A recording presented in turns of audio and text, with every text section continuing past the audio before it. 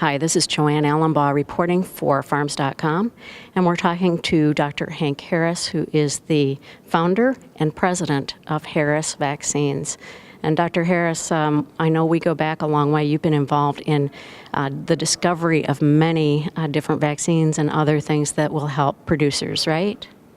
Well, yes.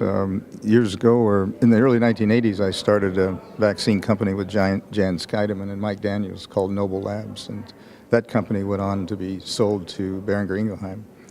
And then in 2005, I founded a company called Harris Vaccines, which we're very close now to having our first USDA licensed vaccine for influenza.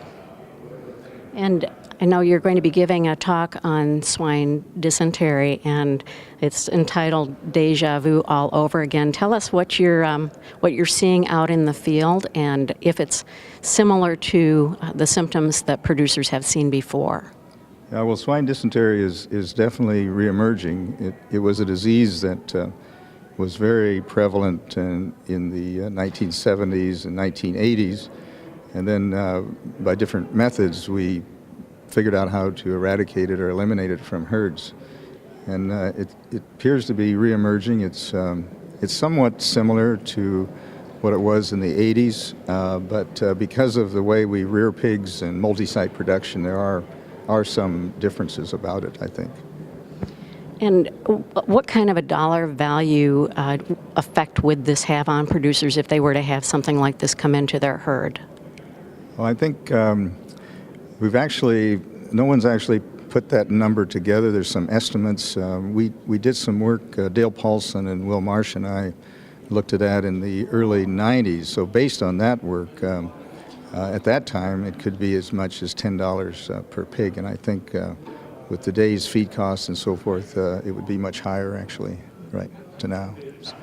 So you've actually discovered this in some herds. Where are those herds? In the Midwest? Are they in other parts of the country? Well, I first became aware of the reemergence actually when a company in Spain contacted me a few years ago. But from the best we can tell, it's not a reportable disease any longer. So the best we can tell, it's present really in all swine rearing areas in the United States right now. Not in every herd, but it certainly is in every region. So what are the steps that producers should take if they find that they have a problem with swine dysentery? I think the most important thing is to get an accurate diagnosis, because there's a tendency to try to rely on laboratory tests based on rectal swabs, and sometimes those can be very misleading. So it's quite important to observe for clinical signs of the disease, perhaps in pigs that are not receiving any medications. And then if you see a pig that's affected, then that pig should be killed and necropsied and the tissues sent to a diagnostic lab to get a really accurate diagnosis. You shouldn't really base a diagnosis on just simply rectal swabs, because it could be misleading. Mm-hmm.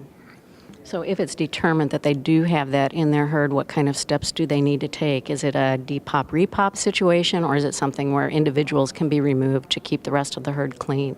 Yeah, they need to. It's really important to try to recognize whether the disease is.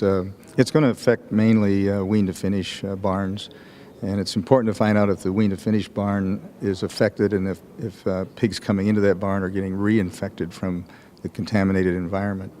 There's certainly some situations where sow farms, breed to feral farms, are infected, and it appears that it's difficult to detect that in those farms. And so it's important to determine whether or not pigs coming out of those breed to feral farms are infected with the organism or not. And they probably are coming out asymptomatic.